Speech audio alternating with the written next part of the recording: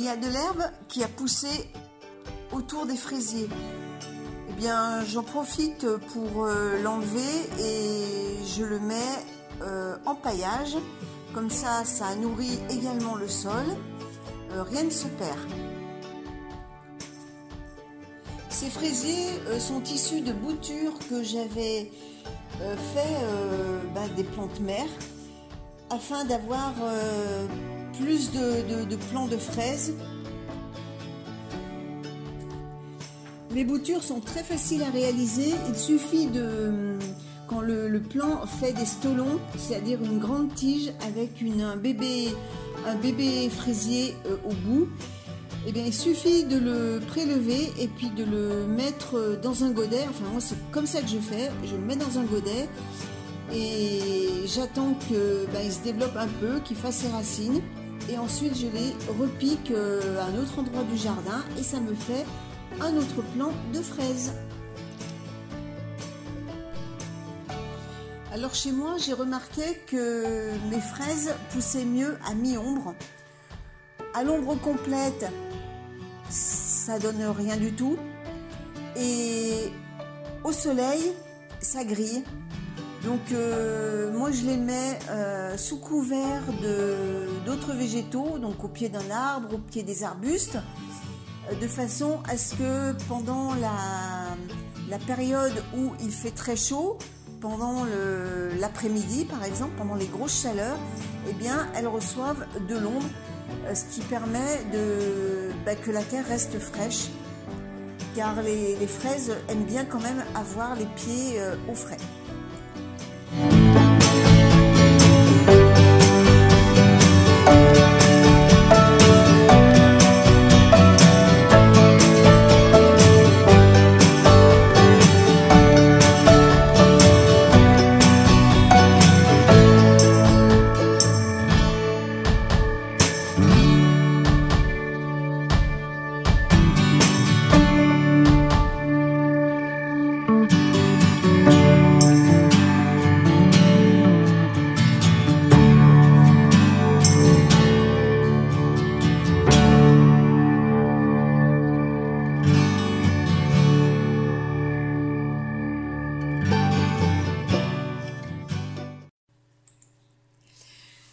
Alors là, ce sont des bourgeons de la vigne que j'ai plantés en fin d'année.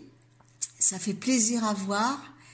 On sent que le printemps va bientôt arriver. Bon, il reste encore un mois, mais il va venir. La végétation redémarre doucement. Ça fait plaisir. Également du côté des cassissiers, là les tiges elles sont pleines de petits bourgeons. Et puis également à côté, j'ai un groseillier qui lui aussi est tout en bourgeons. Ça fait plaisir à voir.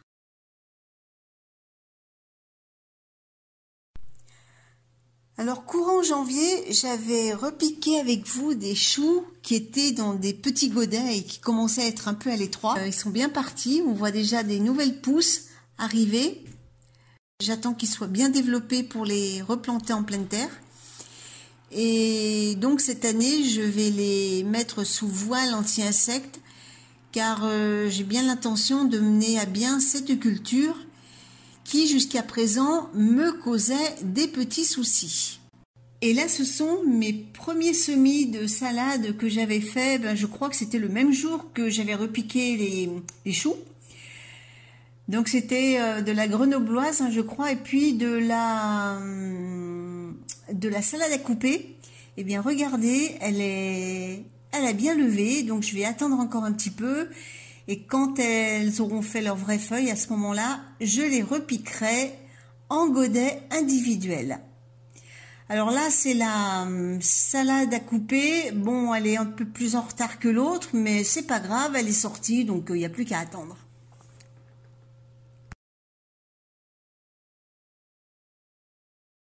Alors ça, ce sont des laitues que j'avais semées. C'est un essai que je voulais faire. des laitues d'hiver que j'ai semées un peu tard, vers novembre. Et donc, elles ont bien levé, elles sont un peu petites. Donc, je les ai repiquées en godin individuel et on va voir ce que ça va donner. Il me reste un fond de compost. Donc, je vais l'utiliser sur cette parcelle où je vais semer des haricots verts. Avant cela, je vais nettoyer la parcelle, car bien sûr, il y a de l'herbe qui a un peu poussé. Donc, pour ça, je vais utiliser ma griffe de jardin, qui est très pratique pour des parcelles qui sont étroites, là où la grelinette ne peut pas passer. Alors cette griffe de jardin agit par rotation et en fait elle déloge les mauvaises herbes, entre guillemets, j'aime pas employer ce terme, et on peut les extraire facilement. C'est un peu le même principe que la grelinette. Et tout ça dans le respect du sol, sans le perturber, car bien sûr, il ne retourne pas le sol. Il agit simplement par rotation et fait remonter la plante avec sa racine. Et j'ai pu remarquer qu'avec cet outil, je pouvais extraire une grande partie des racines du liseron, pas tout, parce que bien sûr, c'est un peu compliqué d'enlever toutes les racines du liseron, mais j'en enlève quand même beaucoup plus que si je le faisais à la main. Donc à la suite de ça, eh bien, j'étale mon compost.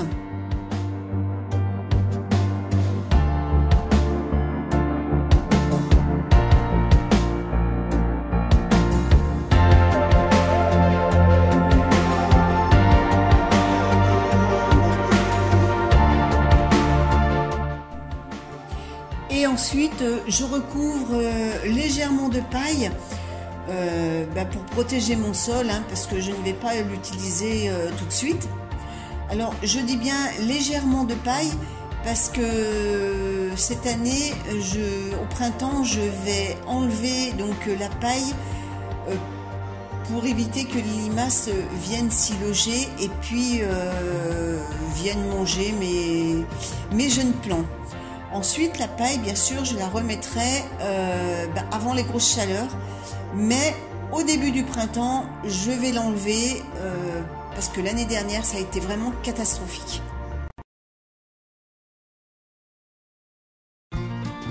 Alors, je vais planter des fèves. Alors, avant toute chose, j'enlève le voile d'hivernage que je vais remettre par la suite. Mais j'ai vu qu'il y avait quand même pas mal d'herbes qui avaient poussé. Donc, je vais faire un petit nettoyage avant le semis.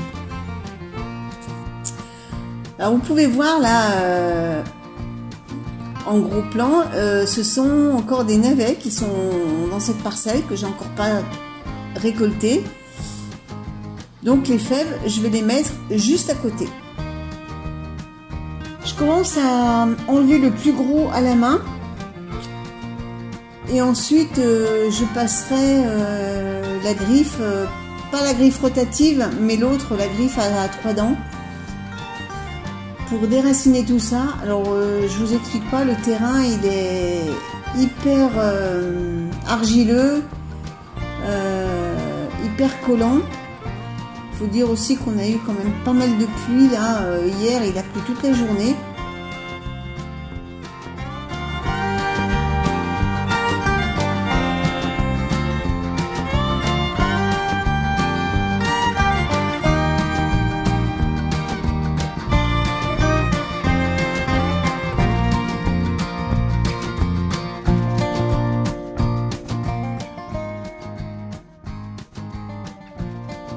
Allez, ça y est, on passe au semis et ensuite, eh bien, je remettrai le voile d'hivernage.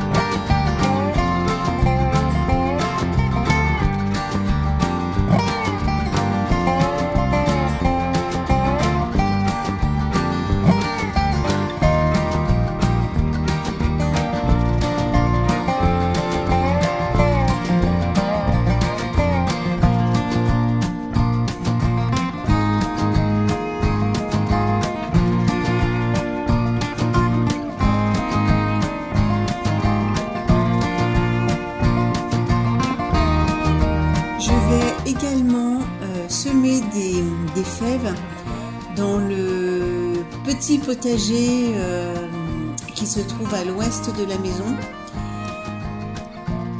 Donc là, je n'ai pas besoin de le nettoyer puisque je m'en étais occupée la dernière fois.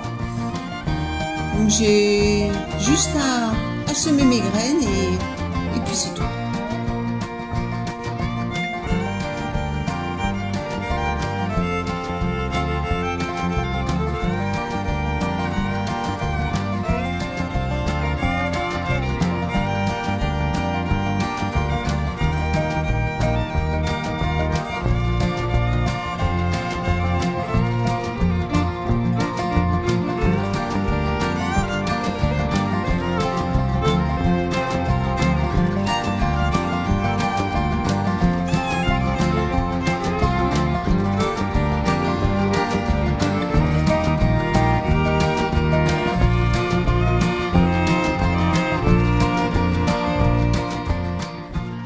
J'espère que cette vidéo vous aura plu et on se dit à très vite pour une nouvelle journée au jardin.